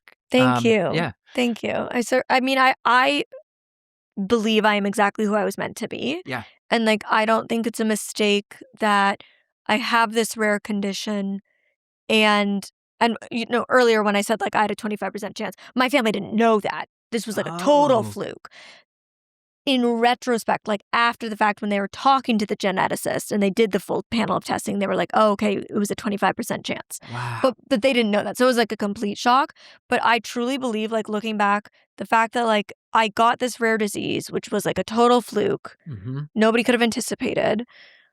I have this very specific set of interests and talents. Yeah. And like all of that came together to make me the person who's able to do this job. And and I know this job is not for everybody. Yeah. Being in the public eye is not easy. Being an entrepreneur in the creative industry is not easy. But I believe like the universe was like, this is who you're supposed to be. And It's I like, you'll try take the not to bell. question it. Yeah, I try not to question. I try to just be like, every time I'm like frustrated and upset about something related to my blindness or something, I just like remind myself like, this is who I was meant to be. Yeah. And I don't know if you feel that way about your life. 100%. Yeah. I'm like, but I don't want to, like, it's different with me, because I don't want to be like, I'm the one that was supposed to be. Yeah. Like, it just feels so different and like not right, But I do feel, I guess, that pressure of like, okay, if I'm the only one in my family who can help them change light bulbs, who can help them when they're in need, who can be an advocate, who like understands more than most people, like it's that, and I'm like, that's what feels part of me, like a part of me. And I do feel that, drive there in a good way, not in like a bad way. Yeah. I told you that for me, when some negativity came from the blind community towards me, that was like very earth-shattering and soul-crushing. Yeah. I'm wondering if you've ever had that from the like dwarfism community. Have Oh, you had God. backlash about your work? In the back of my head, I'm just like, oh my God, they all think I'm a poser. They all think that I'm like exploiting. They all think, because I mean, I do kind of, walk a line sometimes in some of my content, depending on who's sensitive, depending on, but I'm always trying to play towards the people who are uneducated or, the people who are like, oh, not another dwarf thing. It's like, but this is different. Like, you'll want to watch this. And, it's that line we talked about. But actually, I went to a little person conference this last summer and I could not walk through the double doors because it just hit me in that moment of, wait, everyone from America, like there are like thousands of little people here. I know they all know me. Like, this is the one place where everyone's gonna know, I feel like, who I am totally. And everyone's gonna be opinionated about it, and everyone is gonna feel a certain way. And it took me so long to walk through those double doors, but as soon as I just did, I was so surprised that people were like thanking me. And like, I just felt a certain kind of like love and validation that I didn't even know I deserved, because I had talked myself into this pit subconsciously for so long of like, who am I to? And you probably needed that. Like, it was probably very healing It was. to feel that. And the thing is, the person who does hate you in that room, they're never going to come up and say it to your face. Like, we know the trolls live on Reddit. We know they're not coming to your face and saying it. And I totally relate to that feeling. Like, whenever I go to conferences of blind people, I have this like in my soul where I'm like, I Even know there's you, gonna though? oh, absolutely. I know there'll be people there who love me. I know there'll be people who hate me. But then I remembered the people who hate me won't even see that I'm there. So they won't. That's so dark. They won't. I'm allowed to make the joke. I know. Like, they won't see me, so it's fine. But it was really funny because the odd moment, and like overwhelmingly, I still have so much like love from within the community, and I'm so grateful for that, right? Like, but there's always going to be outliers, and that's okay. Like I said, like, some people will just not like. Some blind people wouldn't like me if we were both sighted. That's right? true. Like, you're not going to like me just because we're both blind. That's true. Right? We're just different people. And if we hold different beliefs and different backgrounds, like, we're just not going to get along, right? And so I remind myself of that. But the odd time I've been at a conference where, like, I'll be meeting with followers and they're coming up and they're taking pictures and somebody will, like, hear kind of like a buzz happening. And I remember this recently at a conference a few months ago. And so they like toddled over and they were like, what's happening at this booth? And somebody was like, oh, Molly Burke is a, blind content creator and author, and she has her book here. She's giving out signed copies, blah, blah. And they're like, do you want to meet her? And do you want a book? And she's like, No. And, like, she obviously couldn't see that I'm, like, literally sitting right in front of her as she says that, and, like, I know what that "no" means, and I was just Yeah. like, "Toddle on." Did you say anything after? No, I was Like, "Have a good day." yeah, I was just like, "Really nice to meet you, hope you have a safe trip home." Like, I'm just the same way that I'm gonna be with everybody, like, I'm going to treat you the same whether you like me or not. I'm gonna treat you with respect and kindness because that's who I am. Yeah. It also remind me, I just, like, caught something in this moment when you had said deep down, all you wanted was just, non-blind people to accept you or Mhm. whatever. Like, it just hit me right now. Like, I think subconsciously, I just want, like, the little people To who accept you. I think are normal to me, Mhm. than average sight people, just to accept me. And I think maybe that's why there was so much pressure when I was at the Little People of America conference. And because, I'm just putting the pieces together. And like, I think, that really did heal a big part of me. And like, I was going somewhere with this, but um, I just think that, oh yeah, I think that I had finally in a way gotten that in the conference from, like, no one even remembering me every year as a kid coming back to Mm. conference because I was invisible. All the tall siblings were invisible at the time. And, like, coming back and feeling like the most popular LP, it just was, like, such, like, a, I don't know, fulfillment in a way, you know? Um, That makes sense. Not to derail the conversation, but I just had to get it out. No, I love that. Look, I derail the conversation all the time. I am a big tangent girl. We leave and we circle Circle back. on back around at some point. Did they ever do like a average height sibling group? Like, did Just they ever have like bocce. a room for you Just guys? bocce. That's it. Oh, bocce. You just all played bocce? That's it, and, like but we would be with the LPs, but then they were segregated because 'cause we're like, "Well, we don't wanna be with the adverse." Like, I felt so discriminated at LPA every year of Like, my life. you guys I were the hated ones them. separated. They're like, put them in a room on their own, and all the LPs can hang out, and I the would average height say people it can do their too. own thing. I would say it at, like, 8 years old and be like, "You're being discriminatory," but, like, everyone's like, "Alright, little kid," you know? And They're like, now what do you know about discrimination? yeah, literally though, like, honestly, like, they needed that, like, hindsight looking back, and what's cool now is when I was there last year, they actually had average height activities for I siblings, love and they that. asked me to lead something like at Disney World later this year for the average height siblings, like, So high school year, important. and I cried. I was like, "Wait, not only do you have a program, but you want me to lead them, and these are my people," you know? It was just such, like, a crazy moment, you know? I feel that. I feel like every time I get to mentor specifically young female blind teens, like my soul is just Yeah, explodes because it's like I'm healing the part of me that had no one who did that for me. exactly. And, like, whenever I get to do, like, a fireside chat with, like, a teen blind support group or things like that, like, I'm always like, I will find the time, and I don't have all the time in the world. I have very limited time, actually. It's why I got 3 hours of sleep, up sending emails at 3 AM. Oh god. But I try to make time for those things when I can because it honestly, I get as much out of it as they do, if Mhm, not more. mhm. Like, it really or, like, when I did my book tour back in the fall and I was meeting all of these people and signing books. Every one of my most memorable interactions was with blind teenage girls who were like 13, 14, 15, around the same age that I went blind, who were like, I learned to do makeup because I watch your tutorials and I'm like, literally you're healing my soul. Like, Yeah, this is why I do my work. If I strip back every because it's multi-layered, right? There's so many reasons I do what I do. But if yeah, I literally took all of the clutter, all of the noise away from what I do and I rooted it to just one singular thing, it's for 14-year-old Molly to have the person she didn't have. yeah, And when I meet those little girls, they are literally the living embodiment of why I'm doing what I'm doing. yeah, And when I hear that they actually feel like I am helping them the way I want to, I'm like, oh my God, like, I just hope you have a better life yeah, because you have access to somebody like me. And I know the difference somebody like me would have made. And it's just like, so I get it. Like, it yeah. really is It's truly that. healing. Yeah, it's that. Wow, we have more in common than we thought. Well, than I thought. See, that's what the show is about. It's all about like bridging gaps. And we get there by having real, honest, vulnerable conversations Yeah, because I feel like we live in this society right now where we instantly see difference.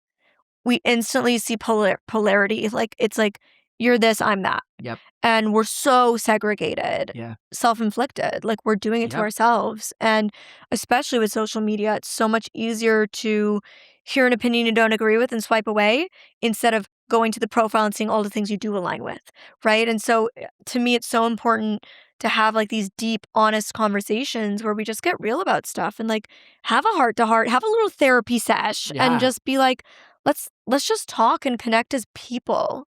Yeah. And I hope for listeners that it inspires them to have these conversations in their own life and to view people differently and be like, let me focus on what we might have in common instead of what I see as our differences. Yeah. Yeah, And I think the totally. world would be a lot better for it. And like, yeah, I agree. I just think people need to just have that acknowledgement. If anything, like that's a good first step. Like, okay, if you don't have the empathy right away, but like at least acknowledge, at least, just don't pretend like it's not there, that your way is the way, or you know what I mean? It's that. Exactly. Yeah. Your way is the way for you, but Yeah, it's not the way for everybody, and that's okay. exactly. Speaking of books, you have a children's book. I have a children's book coming out October Yes. 13th. It Takes the Lead, A Guide Dog's Tale, available everywhere books are Oh sold. my God, congrats. Pre-order now. Tell me about your children's book. Okay, it is called Little Imperfections, A Tall Tale of Growing Up Different. And it's a So children's fun. book. Such a good title. Thank you. It was just a quick passion project I thought was going to be quick. A couple years ago that I did with my co-author, and we thought we could just get it out in 2 weeks. I was like, listen, it's so easy. Just slap some pictures and like, it's a cash grab, essentially at the time is like what we were thinking. 2 years later, it's my passion project. It's everything that I am. It's like I'm so in it. Like everything is fight or flighty in me about the book, and it had to be perfect with the sexy hardback cover, and then but we need the paperback, but then we need Shopify integration, but then we need Amazon integration, everything. So it took 2 years. And a lot of money later, because I didn't want to trust my book with a publisher. So I decided to do everything by myself, and ended up being the hardest thing I've ever had to do, the most expensive thing I've ever had to do, but the most fulfilling thing that I've ever done. And the reason why is because the story's not just touching on dwarfism, but it's also touching on just the elements that people feel that they don't belong. And everyone feels like they don't belong, whether it's in a classroom, whether it's in, a race thing, whether it's dwarfism, whether it's blindness, no matter what, everyone in some areas of their life will feel like they don't belong. So this was my kind of coming of age story to no matter what that is. For me, it was being quote unquote more normal in society. And I felt like that was my weakness. But if you take your weakness and apply it as your strength, you actually have a superpower now. So if everyone can just grab their superpower, then the world will be a better place. So that's kind of like the book.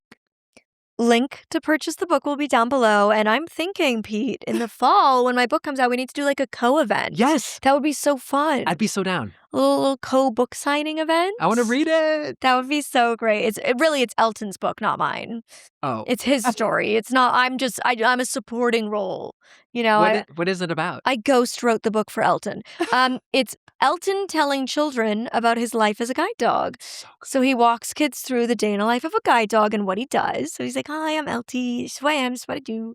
And so he talks about how he helps Molly and what blindness is. And then at the end, there's like a little list of kind of do's and don'ts and like for your information at the back for parents to read to kids to teach them about like how to safely interact with service dogs. And yeah, it's Oh my fun. gosh. I'm very Congratulations. excited. It's your second book? It is, yeah. Well, I guess technically kind of my third. I had an audiobook, which was an audible original back in 2019. And then my memoir came out October 2025. And then my children's book, 2026. Wow. No wonder why you're not sleeping. We keep busy out here. Yeah. We keep busy. But such good work, though. I mean, like, people need that, I feel like, we got to keep it up. Again, it's about creating the things that didn't exist when we were young. Yeah. Because we know it's needed. Yeah. And we see that it's needed. And, we still to this day live with the aftermath of the lack of that representation as a community. And when we share our lives online, we hear it all. We see all the gaps that still exist, right? Like there's a lot of comments you'll receive on the internet that nobody would say to your face. And you're like, oh, okay, that misconception still exists. That Yeah. stigma is still out there. That ignorance is still floating around. And like, it's a constant reminder. Yeah. What are like unhinged comments you get online that just like piss you off? Like, what's your biggest, like, drives you nuts when people leave that kind of comment?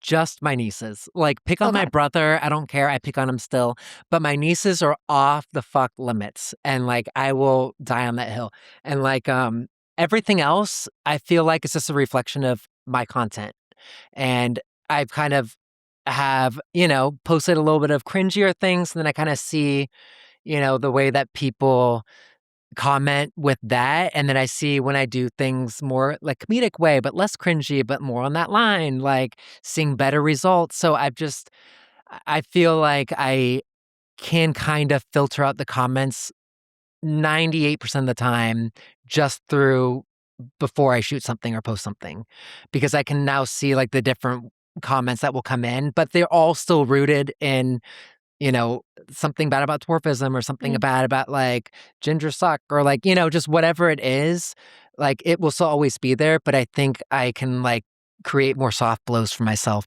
with my content, I guess. But I can't control my brother's content as much.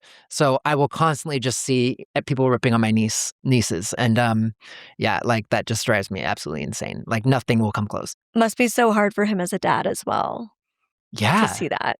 Yeah. I know. I mean, It's like one thing when it's about us, whatever, we signed up for this, we put ourselves out there, but it's hard when it's about the people on the fringe of our lives that yeah. happen to make appearances. And that's why I'm so protective of my friends and family. And I'm always so like, you don't have to be in the video or like, like Yeah. I Literally. really want them to feel safe because I know that like I always wanted to be an entertainer. hmm And I always grew up knowing what that career path comes with. Yeah.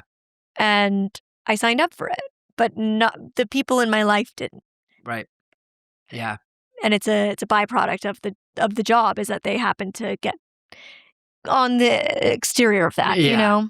Yeah, like take Jen, for example. Like we were shooting something earlier today with her and she like I'm like, no, it's only gonna work if we do it like this, but she's like, but like but what about this? And like I've gotta make sure that, you're not too close up on me in this angle and like just regular human stuff. Mhm. And it's like, okay, yeah, I always have to like take a step back and realize what you're saying, which is like they didn't sign up for this, like this is a me thing ultimately, even though they're a part of it and they're happy to be in all of this. Like at the end of the day, like I just have to be respectful. Yeah. And it's hard sometimes.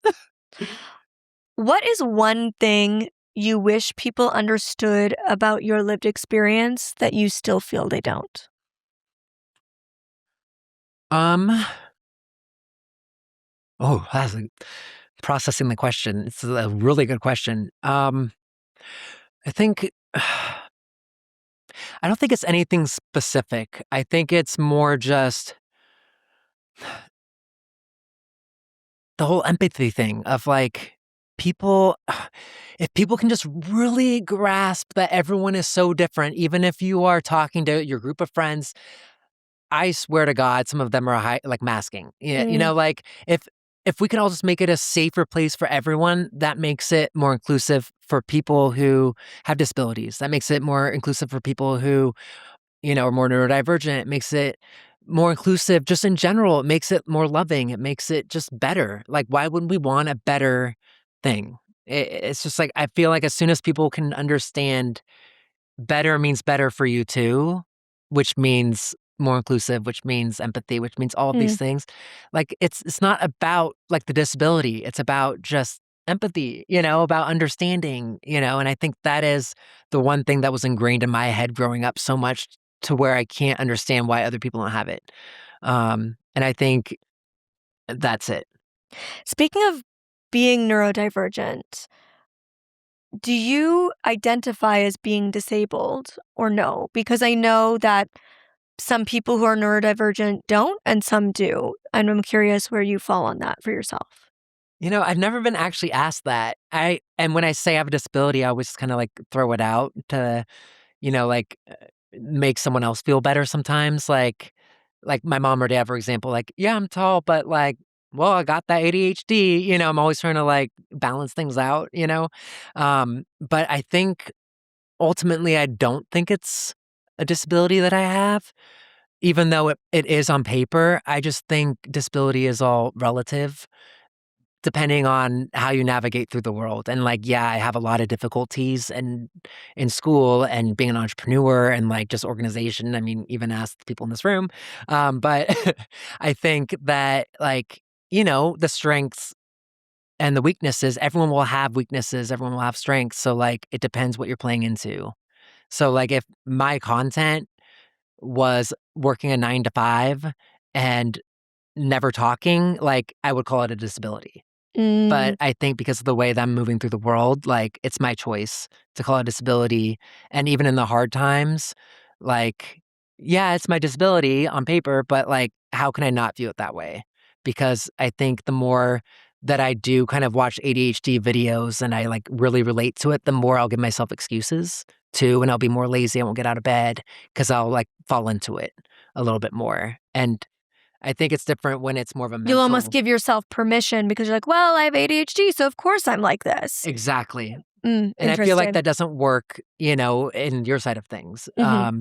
But I think whether it's right or wrong, it works in my side of things because it's just the way I play mental gymnastics, which is part of my neurodivergence, you know? Yeah. What did you ever find it frustrating that people would look at your family as a whole and they would automatically see that your siblings and your parents had a disability and yours was completely invisible? Yeah, because 'cause I'd always get compared to, like, my teachers growing up had my sister first, then my brother, they knew what to expect, and then I came along and I was like the black sheep, like, not only in physical, but also, like, I mean, I would never shut up, I'd be passing, like, notes that say, like, "butt" on it and giggle, like, things that the other siblings, they never thought they would deal with a Montzingo, and they would be like, "They did it correctly and you can't, and you're the Mm. one that doesn't have the excuse." And, at the time, I didn't know what I had.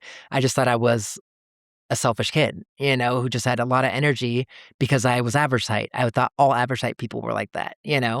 So I just had a lot to learn there, I guess, and looking back, it is that of like, "What the heck?" Like, yeah, I did have to, like I was kind of stereotyped in that way? Well, I think it's easier for society to comprehend a physical or sensory disability than it is for them to comprehend chronic illness that they cannot see, chronic pain, chronic fatigue, Yeah, neurodivergence, whether that's autism or ADHD. Like these are things that aren't as tangible for people. yeah, And we've had such a narrow view of disability as a whole. And it's only been the past really couple of years through yeah, social media that things like ADHD have been talked about much more broadly. yeah. Um, how for you does your ADHD manifest and how do you navigate that every day? Um, it manifests through dopamine hits. So I cannot do something if I'm not somewhat feeling it, and if I can't feel it and I need to do it, I'll just have to take an Adderall. And, like, sometimes that gets me through the nights where I'm trying to send emails or, getting through an edit or something, and I'm not, like, proud of it, but it's just something that I feel like I need to get through because I know my strengths and my weaknesses. So I feel like it actually helps me in this situation, this career path, because it allows me to jump from one thing to the next and like hyper focus on this edit and like find the magic that people really love to be able to like post it.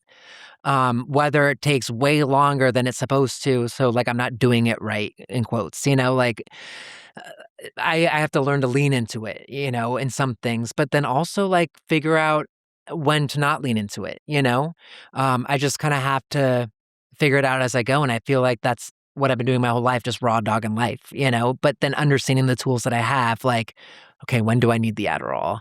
Like, I have to be realistic. Or like my mom's like, I really need you to dust up high because it's been 6 months and I know everyone else can see it who walks into my house. And I'm just like, ugh. And I'll actually lately, because I've been so stressed with this career and stuff, like, which you can relate, I'll just like immediately fall asleep if I really am not feeling the dopamine. So even if I want to do something, I know I have to, there's a deadline, like deadlines help. But even if I do not feel an ounce of that dopamine my body will be like, okay, bye, So I'll have to just always keep navigating as time goes on, as everything shifts. I don't know. Basically, I just don't know. And it's hard to answer questions like that sometimes because you're like, this is the only reality I know. Yeah. And I mean, it's the same reason why it's hard for kids who are dealing with vision loss to get diagnosed because, like, I didn't tell my parents I couldn't see. You didn't? That was just, no, that was my normal. I thought everybody saw it like that. Like, no way. yeah, that was just what that was what I was born like. So I thought when it got dark outside, we all just saw black. Oh my I didn't God. know that everybody else could see it. Wow. So it's like for you, it's like your brain's always just worked this way. Yeah. So it's like you're like, well, how does everybody else's brain work? I don't know. It's like, what is this question? I don't know how to answer it. It's just me. Yeah. Well, you've really humbled me answering so many questions, and I'm going to keep it easy. We only have a few more. Now it's time for the awkward question. I love it. This is the question everybody might have in their back of their heads and be like, but I shouldn't ask. And I'm going to ask it anyways, because that's where we have these breakthrough moments. Okay. So, Pete, tell me, if you could wave a magic wand and have a different life where you were born into an average height family, would you have wanted that for yourself? God, no. I knew if God exists before, I chose this life. I know me and I chose this life. Yeah. I love that. I believe souls pick You their do? lives. I do. I believe in reincarnation and I believe in souls picking lives. And I also believe I picked this body and this life and this family. So I feel like it takes us either it's like chicken or the egg, right? Like either we became the people we have because of our experiences and/or like that's just our personality, exactly. and we were Yes. meant for this. Mm-hmm. Yeah. Totally. So I started this conversation by asking you, who is Peet Montzingo? And I want to end it by asking, what is it really like to be Peet Montzingo? A clusterfuck.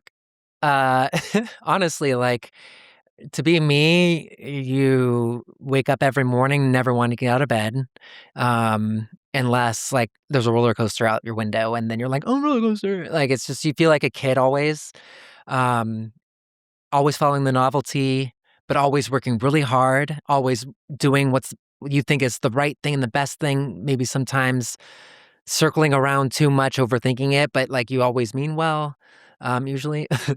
And just, yeah, taking one day at a time, like trying to have a plan, but then doing your best. Yeah. Okay.